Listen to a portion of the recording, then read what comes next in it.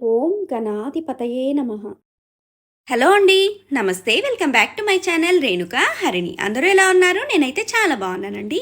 ఇవాళ అంటే వినాయక చవితి రోజున మా ఇంట్లో పండగ ఎలా జరుపుకున్నాము, అలాగే మా ఊర్లో వినాయక చవితి ఎంత బాగా చేశారో, ఆ రోజున ఎంత సంబరాలు జరిగాయో మీకు ఈ వీడియో ద్వారా షేర్ చేద్దాము అనేసి దీన్నైతే షేర్ చేస్తున్నానండి. కొంచెం లేట్ అయింది. అయినా కూడా ఒక్కసారి వీడియోని స్కిప్ చేయకుండా పూర్తిగా చూసేసేయండి. అలాగే నా కోసం, అలాగే మన వినాయకుడి కోసం ఒకసారి లైక్ చేసుకోండి. అలాగే ప్లీజ్ అండి సబ్స్క్రైబ్ కూడా చేసుకోండి. ఇదిగోండి నేను పాల వెల్లిని కూడా కట్టేసుకున్నాను. దీన్ని ముందుగా కడిగేసుకొని దానికి పసుపు, కుంకుమ పెట్టుకొని ఇలా మామిడాకులతో ఇలా తోరణాలు కట్టేసుకోవాలండి. అలాగే పండ్లు, కాయలు, మొక్కజొన్నలు, ఇలా ఆకులు వీటన్నిటితో మనమైతే అలంకరించుకుంటాము. చాలామందికి పాలవెల్లి ఎందుకు కడతారో తెలియదు కదండి. వాళ్ళ కోసం చెప్తున్నాను. మనం భూమి మీద నించొని ఆకాశంలోకి చూసినప్పుడు మన కంటికి కనిపించే సూర్యుడు, చంద్రుడు కాకుండా కోటాను కోట్ల నక్షత్రాలు కనిపిస్తాయన్నమాట. ఆ నక్షత్రాల సముదాయాన్ని పాలవెల్లి లేదా పాలపుంత అంటారనమాట. ఆకాశంలోని ఆ పాలవెల్లికి సంకేతంగానే కింద ఈ వినాయక చవితి రోజున మనం ఈ పాలవెల్లినైతే నిర్మిస్తాము. గణేశుని పూజ అంటేనే ప్రకృతి ఆరాధన కదండి.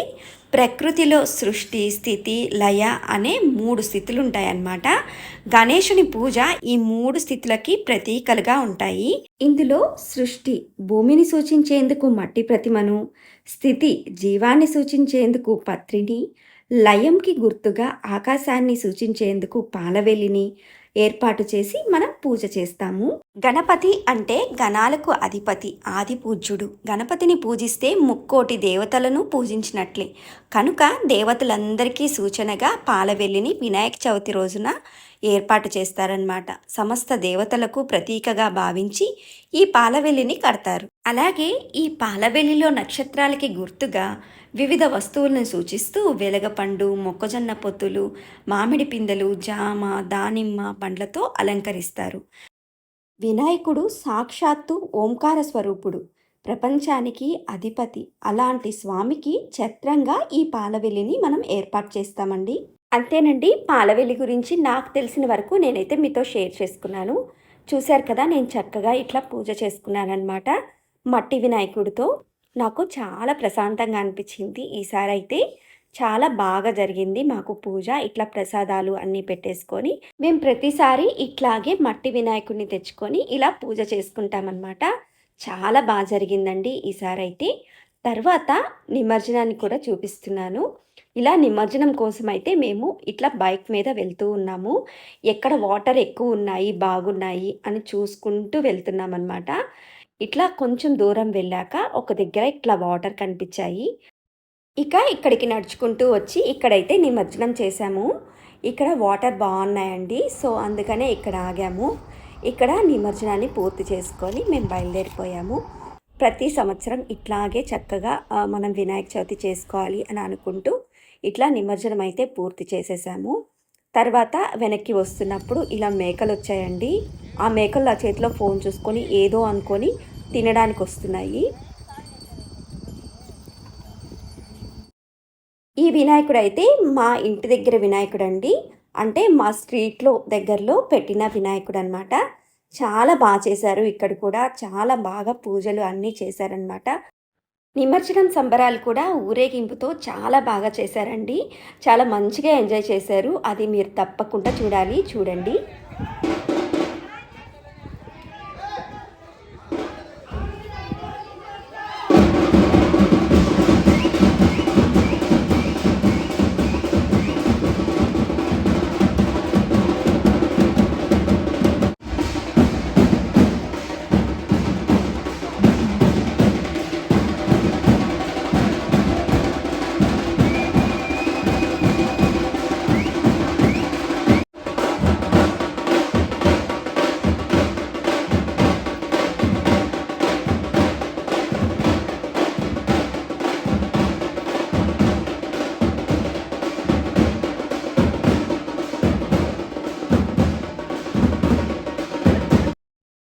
ఆ రోజు ఎండ చాలా ఎక్కువగా ఉందండి. చాలా వేడిగా ఉంది.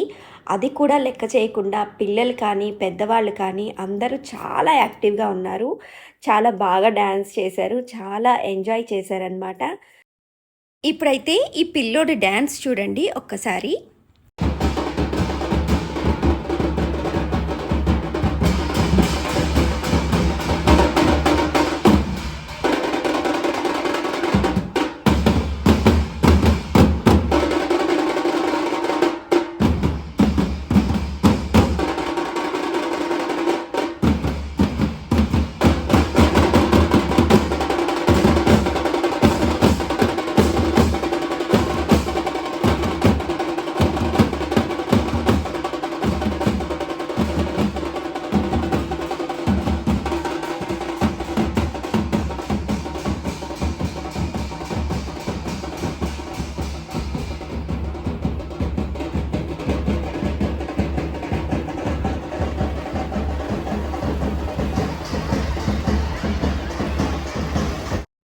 తర్వాత ఇక్కడ ఒక టెంపుల్ ఉందండి మా ఊర్లో.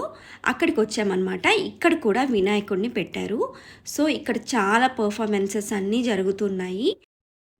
ఇక్కడ వినాయకుళ్ళని అంతా చాలా బాగా పెట్టారండి. నేను ఫస్ట్ వెళ్ళినప్పుడు మాత్రం నేనిక్కడ వీడియో అయితే షూట్ చేయలేకపోయాను.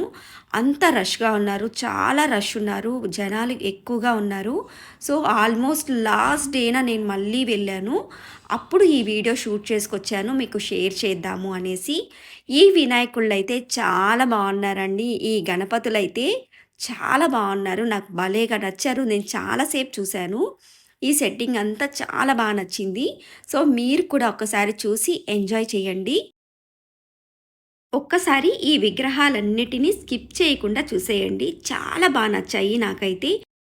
అందుకే మన సబ్స్క్రైబర్స్‌కి చూపించాలి అనేసి ఇట్లా వీడియో తీసి అప్‌లోడ్ చేశానండి.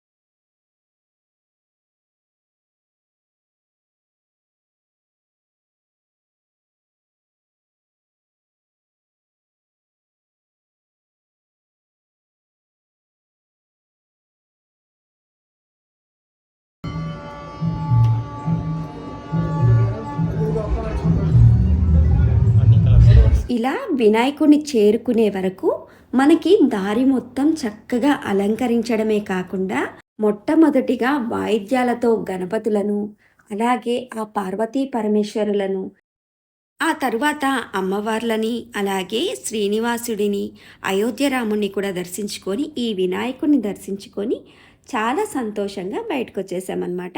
చాలా బాగా జరిగింది దర్శనమైతే. చూడండి ఈ గణపతులైతే నాకు చాలా బాగా నచ్చారు.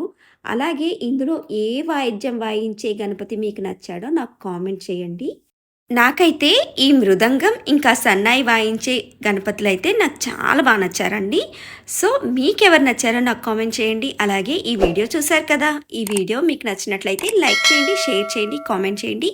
అలాగే కొత్తగా చూసిన వాళ్ళు ఎవరైనా ఉంటే ప్లీజ్ అండి సబ్స్క్రైబ్ చేసుకోండి. Thank you so much.